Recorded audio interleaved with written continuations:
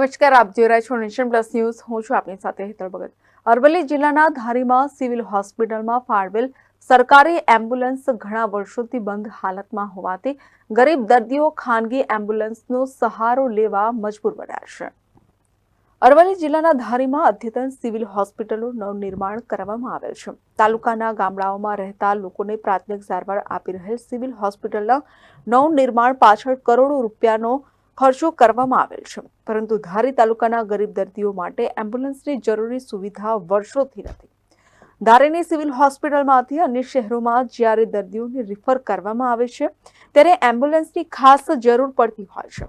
સરકારી હોસ્પિટલમાં એક એમ્બ્યુલન્સ છે, પરંતુ આ એમ્બ્યુલન્સ ઘણા વર્ષોથી બંધ હાલતમાં હોવાની ફરિયાદ ઉઠી છે.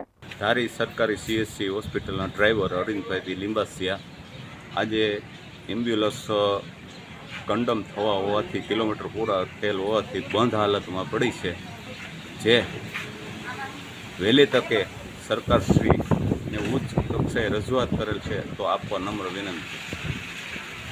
એમ્બ્યુલન્સ આપણે સરકાર કેટલા રૂપિયામાં લઈ જાય દર્દીઓને? અમરેલી 190 રૂપિયામાં અહીંથી અમરેલી પેશન્ટને રિફર થાય તો લઈ જાય.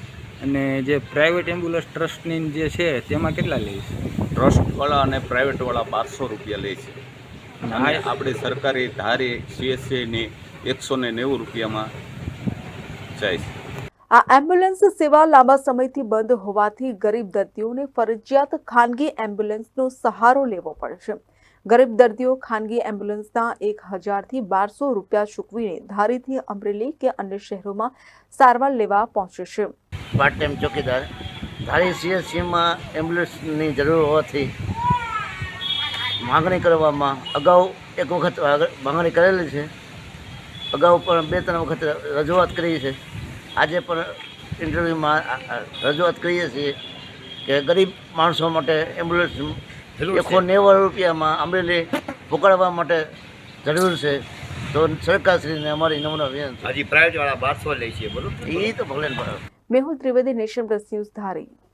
સમાચારોના સતત અપડેટ મેળવવા માટે અમારી નેશન પ્લસ ન્યૂઝની યુટ્યુબ ચેનલને સબસ્ક્રાઇબ કરો, બેલ આઇકન દબાવો અને જોડાયેલા રહો ફેસબુક, ઇન્સ્ટાગ્રામ અને ટ્વિટર પર.